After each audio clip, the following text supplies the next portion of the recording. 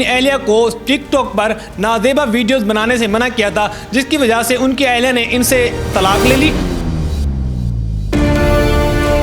इसने कहा कि मैंने ओपन टिकटॉक बनाने हैं। मैंने कहा कि नहीं। इसने ओपन टिकटॉक बनाना शुरू कर दी फेस के साथ, जिसके ऊपर लड़के करते कि जनाब तुम्हारी, कोई कह रहा आंखें प्यारी हैं, कोई कह तेरे लिप्स की कसम, तुम्हें तुम्हारे होंठों की कसम। ये बना रही थी, मैंने इससे मोबाइल छीन लिया। जब ये तैश में आ गई, जिस पर इसने मुझे इंतहाई गलीज किस्म की गालियाँ दी।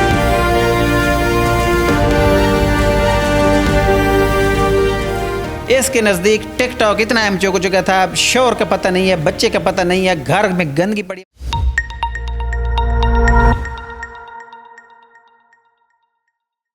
अस्सलाम वालेकुम, आप देख रहे हैं आज की दुनिया और मैं हूं आपका मेज़बान जहांज़ेब अमान। आप मेरे साथ देख रहे हैं मुज़फ़्फ़र नूर साहब, जो कि एक रेस्क्यू एहलकार है। उनकी चेहरे की रंगत उड़ी हुई है। इनकी कहानी आपको बताते चलें कि सोशल मीडिया से इनकी मोहब्बत स्टार्ट हुई और फिर सोशल मीडिया ही इनकी कैरियर और ज़िंदगी की तबाही का सबब बना। फेसबुक पर इनकी किसी लड़की से बात होती है, फिर वो बात मोहब्बत में कन्वर्ट होती है, फिर अटैचमेंट होती है और अटैचमेंट इतनी ज़्यादा होती है कि ये घर वालों को कहते हैं अगर उस लड़की से मेरी शादी ना हुई तो मैं खुदकुशी कर लूँगा। फिर उसके बाद शादी हो जाती है, फिर उसके बाद बर्बादी होती है और इनकी तलाक हो जाती है, उनकी ज़िंदगी तबाह हो जाती है। और सिर्फ इनकी ज़िंदगी बर्बाद नहीं होती, बल्कि इनके एक बच्चे, उसकी ज़िंदगी भी बर्बाद ही हो चुकी है। और इसके पीछे जो वजह बताई जा रही है, ये कहते हैं कि इन्होंने अपनी अहलिया को टिकटॉक पर नाजेबा वीडियोस बनाने से मना किया था, जिसकी वजह से उनकी अहलिया ने इनसे तलाक ले ली और उसके साथ इनकी जो छोटी बच्ची थी वो भी अपनी साथ लेकर चली गई। इसके पीछे क्या कहानी है, इसकी मोहब्बत इनकी कहाँ से स्टार्ट हुई और क्या क्या वजह बनी, बाकी की तमाम तर कहानी इन्हीं की ज़बानी जानते हैं। अस्सलाम वालेकुम। वालेकुम सलाम। कैसे हैं सर? एक उजड़ा हुआ शख्स आपके सामने है।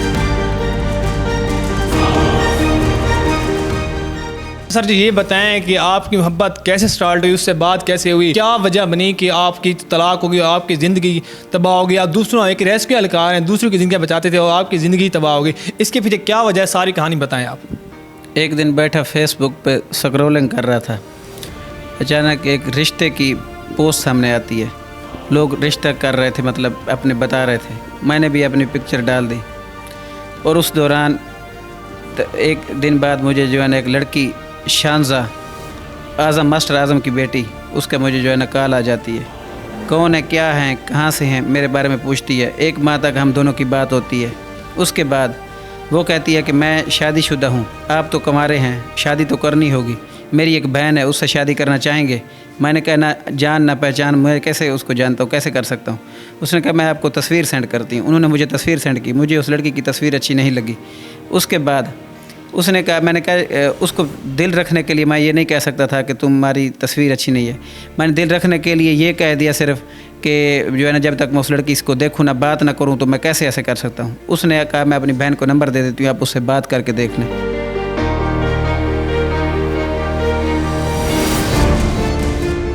उसको नंबर दे दिया। उसने जनाब मुझसे कॉल की, तकरीबन 3 माह तक दिन रात उसने मुझे कॉलें की। उठ गए हो जानू, खाना खा लो, ये कर लो, वो कर लो, कॉलें करती रही। मैं भी उससे बात करता रहा। 3 माह बाद अचानक से उसका एक दिन मैंने सुबह उठ के देखा मैसेज नहीं आया हुआ था। मैंने उसको मैसेज किया, क्या हुआ गया वो, उसने कहा मैं अभी लेट हूँ, उठी नहीं हूँ, ये वो। फिर दूसरे दिन भी उसने नहीं किया, फिर मैं शुरू हो गया। मतलब आपको इतनी अटैचमेंट हो चुकी थी कि फिर अगर उसने आपको मैसेज नहीं किया तो फिर आपसे रहा नहीं गया और आपने खुद में उसको मैसेज कर दिया। जी, फिर मैं उसको करना शुरू कर दिया। हालांकि पहली नज़र में उसकी तस्वीर भी मुझे पसंद नहीं आई थी। फिर इतनी अटैचमेंट हो गई, फिर उसका सब कुछ अच्छा लगने लगा कि भाई दुनिया में वो आखिरी औरत है, उससे अच्छा कोई है ही नहीं। अच्छा, आपकी जो मोहब्बत स्टार्ट हुई एक सोशल मीडिया से स्टार्ट हुई, फिर मतलब फेसबुक से स्टार्ट हुई, शादी के बाद क्या हालात रहे? फिर ये भी बताया जा रहा है कि आपने उसको टिकटॉक पर ख़ुद भी इजाज़त दी थी कि आप वीडियोस वगैरह बना लें। फिर उसके बाद क्या वजह बनी कि आपने उनको मना कर दिया कि आप वीडियो वगैरह ना बनाएं, फिर उन्होंने आपसे तलाक ले ली और आपकी बेटी भी साथ लेकर चली गई? जी, वो टिकटॉक पहले शुरू में ना जिस तरह सोशल मीडिया देते हैं, आजकल जो ज़्यादा शरीफ ज़ादियाँ लड़कियां हैं वो पहले पाँव दिखाना शुरू करती हैं, फिर हाथ, तो फिर ऐसे ऐसे मुंह, तो फिर बिल्कुल ही जनाब पूरा जिस्म दिखा देती हैं। ये इस शुरू में हाथ से पाँव दिखाती थी, टिकटॉक बनाती थी, तो मैंने मना नहीं किया। मैंने कहा कि जी हाथ पाँव से क्या होता है। वो क्वीन दारो वाला तो वाक़या आपने सुना होगा कि उसकी बीवी भी तलाक लेके आगे गई थी। क्वीन दारो फेमस टिकटॉकर है। मेरे साथ भी कुछ ऐसा ही सीन हुआ कि ये हाथ पहले दिखाती थी, पाँव दिखाती थी, फिर जो है ना इसने कहा कि मैंने ओपन टिकटॉक बनाने हैं। मैंने कहा कि नहीं, मना किया, जिससे की वजह से घर में लड़ाई झगड़ा करती थी। मैंने कहा हमारी बच्ची है सर, घर में सुकून लाने के लिए मैंने इसको कहा कि ठीक है तुम जो है टिकटॉक बना लो ओपन, लेकिन प्राइवेट रखने हैं। अपनी बहनों को दिखाओ, अपनी माँ को दिखाओ, भाइयों को दिखाओ, कज़नों को दिखाओ, अपनी जो फीमेल है, लेकिन दुनिया को ना दिखाओ, मुझे दिखाओ, मैं तेरे साथ खुद बनाऊंगा। मैंने कहा जब कब बनाएंगे, जब पार्क में जाएंगे, जब होटल में कहीं भी जाएंगे तब बना लेंगे। इसने कहा जी ठीक है। तब मैं इसके साथ खुद टिक टाक बना लेता था, लेकिन प्राइवेट, दुनिया को नहीं दिखाने के लिए। एक दिन मैं ड्यूटी पे आया, भाई ये भी खुश हो जाए, मेरा घर बस जाए, लड़ाई ना हो घर में। इसने फिर जो है ना वो पब्लिक कर दिया पीछे से। तो लोगों ने देखा, मुझे आगे दिखाया, यार कमाल है यार, ये लड़की कौन? मैंने कहा बीवी है मेरी। तो ये कैसे, क्या लड़की मारी है, कित्थों मारी है, ये है वो है। आप पे वो टांट कर रहे थे, तंज कर रहे थे? हाँ तंज कर रहे थे। मुझे बड़ा गुस्सा आया, मैंने इसको कॉल की, ये मेरी कॉल ना उठा रहे। 8 घंटे ड्यूटी के बाद जब मैं घर पहुँचा तो इस वजह से कहती हाँ क्या, मान नहीं रही थी जैसे इसको पता नहीं, हालांकि करी बच्ची ने कर दी होंगी ये। मैंने कहा ऐसा नहीं हो सकता। खैर लड़ाई खत्म, मैंने कहा ठीक है, मैंने वो डिलीट कर दी सारा और प्राइवेट कर दिए फिर से। उसके बाद जो है ना ये फिर जो है ना डेली लड़ाई, मैंने टिकटॉक बनाना, इसने ओपन टिकटॉक बनाना शुरू कर दी फेस के साथ, जिसके ऊपर लड़के करते कि जनाब तुम्हारी, कोई कह रहा आंखें प्यारी हैं, कोई कह तेरे लिप्स की कसम, तुम्हें तुम्हारे होंठों की कसम, फिर व्हाट्सअप नंबर दो, कोई व्हाट्सअप, कोई कह रहा है तेरा फलानी चीज़ प्यारी है। तो इससे वो जो है ना, मैंने जब ये पढ़े तो मुझे एक अल्लाह ताला गयूर है और गैरतमंदों को पसंद करता है। और अल्लाह ताला कुरान हदीस का फैसला है कि जिसकी बीवी बारीक कपड़े पहने या ऐसे सामने आके दूसरे मर्दों का जी ललचाए, वो बंदा दयूस है, उसकी ना नमाज कबूल है, ना रोज़ा कबूल है, ना सदका कबूल है। तो मैंने फिर जो है ना इसको, जब ये मना किया, ये बना रही थी, मैंने इससे मोबाइल छीन लिया। जब मैंने इससे मोबाइल छीना तो ये तैश में आ गई, जिस पर इसने मुझे इंतहाई गलीज़ किस्म की गालियाँ दी, इंतहाई गलीज़ किस्म की, माँ बहन किसी को नहीं छोड़ा।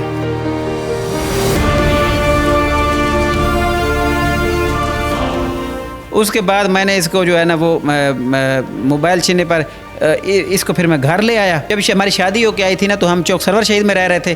तो ये जो है ना मेरी वालदा साहिबा को अच्छा नहीं समझती थी। क्यों नहीं समझती थी? कि मेरी वालदा सराइकी बोलती थी, इसको सराइकी से नफरत थी, क्योंकि ये पंजाबी लोग हैं, हम सराइकी थे। तो ये तहसील चुनिया ज़िला कसूर के हैं ना, तो हम चौक सरवर शहीद से तलाक रखने वाले थे। तो ये कहे कि जी सराइकी मैंने पसंद नहीं है, तो इसको समझ भी कम आती थी। फिर ऐसा ऐसा ये समझने लग गई। मैं फिर इसको बताया इसका ये मतलब है। तो वालदा मेरी उठ के आती कि ये 10-12 बजे उठती थी, कि भाई लाहौर में तो उधर लाहौर वाली साइड पे 10-12 बजे लोग उठते हैं। तो वालदा मेरी कहती मेरी धी सवेरे सवेरे उठी के जड़ा ना पहले आटा गुनिया कर, नमाज पढ़ी कर, वत आटा गुनिया कर। ये आगे से कहती थी कि जड़ा ना क्या कहती थी? मैं वो कहती कि सुबह सुबह ना पहले नमाज पढ़ के मुँह धो के फिर आटा गूंदा कर। ये 10-12 बजे उठ के जो है ना आटा गूंदा शुरू कर दी थी। इस पर इसने कहा कि तेरी माँ मुझे हर वक्त नसीहतें करती रहती है, मैंने इधर नहीं रहना, मैंने नहीं रहना। मेरी कोटा तो ड्यूटी थी, मैं वहाँ इसको ले गया। वहाँ पे मैं जो है ना किराए पे मकान है जिसका 20,000 रुपये मैं रेंट दे रहा हूँ। उसके बाद इसने जो है ना वहाँ पे ये जो काम किया कि मैंने इसे मोबाइल छीना, ये गुस्से में आ गई। मैंने कहा कि मैं जो इसके लिए घर बनाया था, इन्होंने पहले शर्त रखी थी घर बनाओ, 5 मरले में घर बनाया, मकान बनाए, प्लस्तर रंग करवा के दिए। अब जब ये इन्होंने शर्त रखी थी कि अब आप अलहदा घर बनवाएंगे तभी वो आपकी उनकी शादी आपसे करेंगे, वरना नहीं करेंगे। और फिर आपने वो भी किया था। जी बल्कि ये करवाया। इन्होंने फिर कहा कि जो तलाक दोगे तो 5 लाख रुपए दोगे, 3 लाख रुपए। मैंने कहा जो मोहब्बत की शादी थी, मैंने कहा जो कहते हैं आमीन है मुझे। मैं तो गिरफ्तार हुआ पड़ा था। तो फिर ये आपने जो घर वगैरह बनवाया था, इस पर आपके घर वालों ने सपोर्ट किया था आपको? नहीं, मेरे घर वालों ने मुझे नहीं सपोर्ट किया था। मैंने अपने दोस्तों से कर्जा उठा के, जिसकी मैं हर महीने 10-10 हज़ार रुपये किस्तें करके दोस्तों को कर्जा उतारा है। इसकी मोहब्बत की खातिर घर अलग बनाया, इसके लिए ये सब कुछ किया, ये इसको पता है। और उसके बाद इसने क्या किया कि जब मैं उधर फिर किराए पे चला गया, देखो इसकी मोहब्बत करे कि भाई मेरी माँ के साथ ये नहीं रह सकती, फिर भी मैं चला गया, मेरा घर बस जाए। इसने वहाँ से जब ये मोबाइल छीना, ये गुस्सा तैश में आ गई। इसने मुझे इंतहाई संगीन नतायज और गालियाँ दी।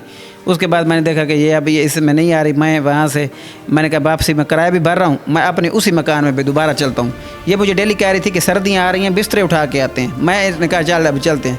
मैं सोच के आया कि इसको इसी घर में, जो हमारा अलग घर है वो खड़ा था, हालांकि वालदा कह रही थी किराए पे देते। मैंने कहा नहीं, किराए वाले ख़राब कर देंगे। उसमें मैंने इसको छोड़ा। मैंने कहा मैं बाहर से आ रहा हूँ, सिस्टर को साथ मेरा घर है, उसको मैंने बताया। मैंने कहा मैं सामान लेने जा रहा हूँ, अब हम इसी घर में रहेंगे। मेरी छोटी भांजी है, उसने सुन लिया। उसने इसको आके बता रहे कि बड़ा आप मुमानी, अब आप यहाँ पे रहोगे, इशल के साथ मैं खेलूँगी। मेरी बेटी है ना इशल, तो जो है ना मैं बड़ा मामू सामान लेने गए। उसने कहा अच्छा, मोबाइल भी छीन लिया, फिर माँ के साथ मुझे रखेगा।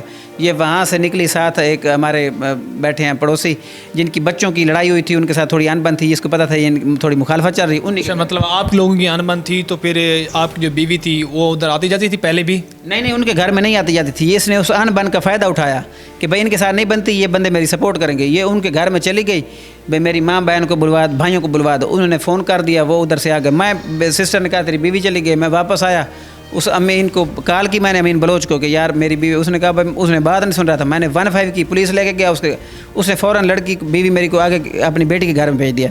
तो मैं उधर उसने तलाशी दी, नहीं थी।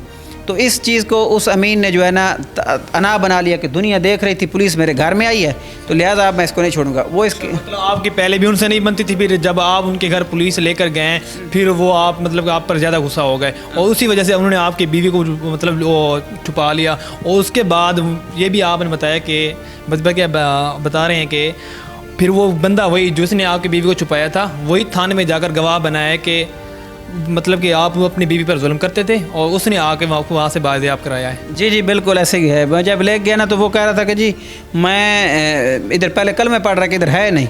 फिर उसके बाद जो है ना मैं जाकर रिपोर्ट दर्ज करवाई थाने में।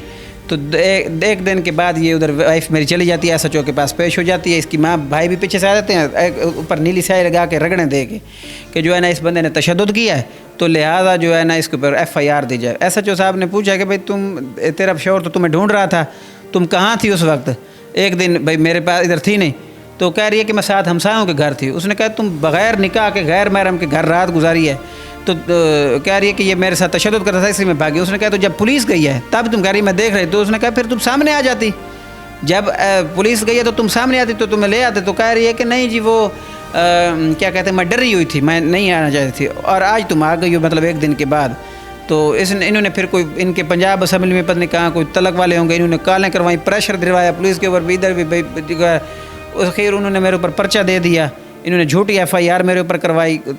मैं एक मुलाजिम हूँ, मेरा भाई एक तालिब इल्म है, वो हमारी ज़िंदगी फ्यूचर तबाह होने वाला है। इन्होंने जो है ना झूठा पर्चा हमारे ऊपर जो है ना करवा दिया, जिसके मेरे पास टोटल सबूत हैं ये टिकटॉक के और इसके कमेंट्स के और इसके साथ जो है ना ये इसकी CDR तक, इसकी वीडियो ऑडियो जिसमें ये गलीज़ ज़बान इस्तेमाल कर। जब ये भागे इसने मुझे नाखन मारे, ये निशान आप जूम करके देख सकते हैं, नाखन मारे। जब मैंने से मोबाइल छीना ना इसने ये नाखन मारे हैं मुझे। मतलब इसने जाकर थाने में जाकर आपका तशद्दुद का ड्रामा नचाया कि आपने उस पर तशद्दुद किया है, जबकि हालांकि इसने आप पर तशद्दुद किया और उसके निशान भी मैं देख रहा हूँ कि आपकी गर्दन पर मौजूद है और कान के पीछे भी मौजूद है। के पीछे सारा ये निशान है पड़े। इसने मुझे जो है ना वो ड्रामा रचा के कि इसने मेरे से मोबाइल क्यों छीना, मुझसे टिकटॉक क्यों नहीं बनाने देता है। इसके नज़दीक टिकटॉक इतना अहम हो चुका था, शोर का पता नहीं है, बच्चे का पता नहीं है, घर में गंदगी पड़ी है, किसी चीज़ का इसको पता नहीं है। सिर्फ एक टिकटॉक के लिए इंसाई गलीज़ किस्म की शोर पे जिसके लिए घर छोड़ा, माँ छोड़ी, बहन छोड़ी, भाई छोड़ा, सब को छोड़ के इसका सर चुना। आज ये टिकटॉक के लिए मुझे छोड़ गई। ये टिकटॉक ऐसी लानत है, देख लें कि कितनी ज़िंदगी, कितने घर बर्बाद। वो क्वीन दारों का वाक़या आपके सामने है, उसके शोहर ने भी ऐसा किया था। तो ये सारा टिकटॉक के लिए, सोशल मीडिया के लिए मुझे छोड़ के चली गई। मेरी बेटी भी ले गई, आज मेरी बच्ची उसके पास है। मेरी बेटी मुझसे बड़ी प्यार करती है, ये बेटी को टाइम ही नहीं देती। तो बेटी मेरी रोती है, वो बाबा बाबा कर रही होगी, मुझे इस वक्त पता है। मेरा दिल खून के आंसू रो रहा है, वो मेरी बच्ची मुझे याद कर रही होगी। जिस तरह ये खुद है मेरी, एक तो RPO से, उसके अलावा DSP से, SP से, चौक सरवर शहीद के SHO सबसे इल्तमास है कि इसकी सही इन्वेस्टिगेशन की जाए, मेरे सबूत देखे जाएँ और ताकि ये झूठी FIR खारिज की जाए, हमारा मुस्तकबिल जो है ना संवर सके, वरना हमारी ये धब्बा लग गया, हमारा फ्यूचर तबाह हो रहा है।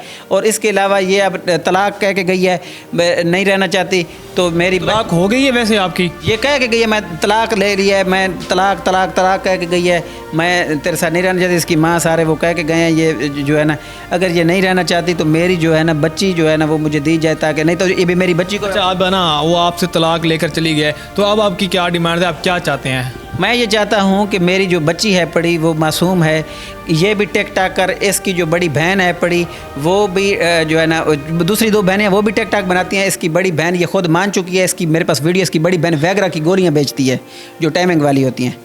तो वो मैं इनके काम ये देख लें। और इसके जो दूसरा है पड़ा, इसकी बड़ी बहन ने भी फ़ोन पे रॉन्ग नंबर मिला था जिसके मेरे पास सबूत हैं, उसके साथ गैर कौम के बंदे से शादी की।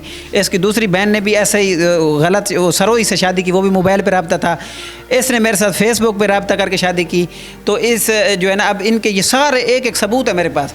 तो जब ये इस तरीके कर रहे हैं, मैं चाहता हूँ कि मेरी बेटी जो है ना ये मुझे दे दें ताकि मैं उसकी अच्छी परवरिश कर सकूँ। मेरा इलाके से पूछ लें, मैं मेहनत मजदूरी की है, मेरा बाप एक मज़दूर आदमी था, मैंने मेहनत मजदूरी करके ग्रेजुएशन की। उसके बाद मैंने जो है ना अप्लाइयाँ की, अल्हम्दुलिल्लाह मैंने NTS में पूरे पंजाब में टॉप किया, जिसका रिकॉर्ड मौजूद है, मेरे इंटरव्यूज़ भी मौजूद है, मेरे तब इंटरव्यूज़ करने आए थे।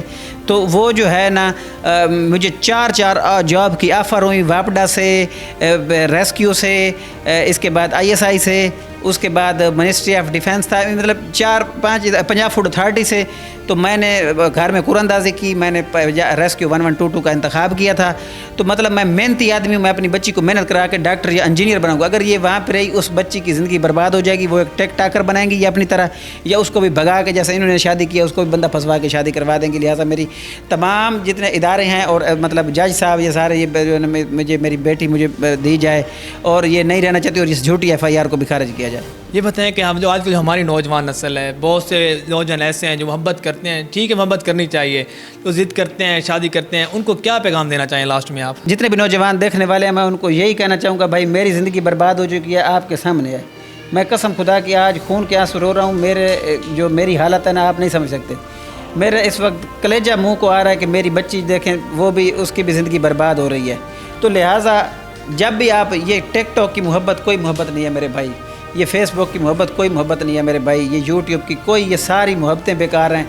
देखें, इस्लाम कहता है कि शादी से पहले लड़की से बात नहीं होनी चाहिए। इस्लाम मना क्यों कर रहा है? हमारा अल्लाह हमारे लिए गलत कभी नहीं सोच सकता।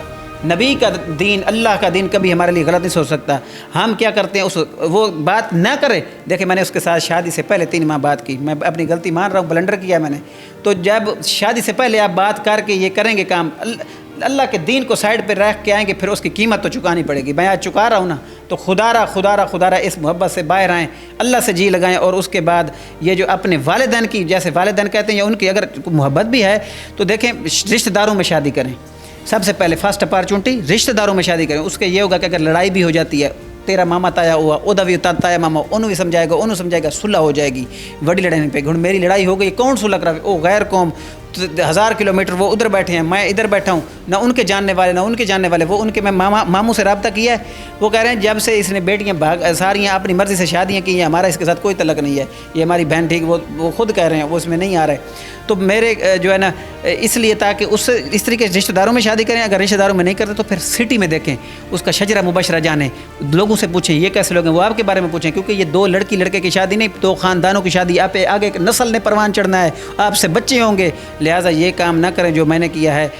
मैं आपके लिए एक इबरत का निशान हूँ। खुदा के वास्ते इस चीज़ से बाहर आएँ, मोहब्बतें, ये सब कुछ अल्लाह से जी लगाएं। ज़िंदगी चंद दिन की है, आपके सामने मुल्क के हालात कैसे हैं पड़े। शादी करनी है तो अपने वालिदैन की मर्ज़ी से करें, या अपने रिश्तेदारों में करें, इलाके में करें, नहीं तो आपका अंजाम मेरे जैसा होगा। तो जी नाज़रीन, अभी हमारे साथ मुज़फ़्फ़र नूर साहब मौजूद थे, जो कि निहायत ही काबिल आदमी थे। फिर ये फ़ेसबुक की मोहब्बत में गिरफ़्तार हुए, उसके बाद जो इनका अंजाम हुआ वो आपके सामने है और उन्होंने खुद सबक सीख लिया। और मुझे यकीन है कि आप भी इनसे ज़रूर कोई सबक सीखेंगे। इसी के साथ अपने मेज़बान जाज़िब अमान को दीजिए इजाज़त। अल्लाह ने के बाद।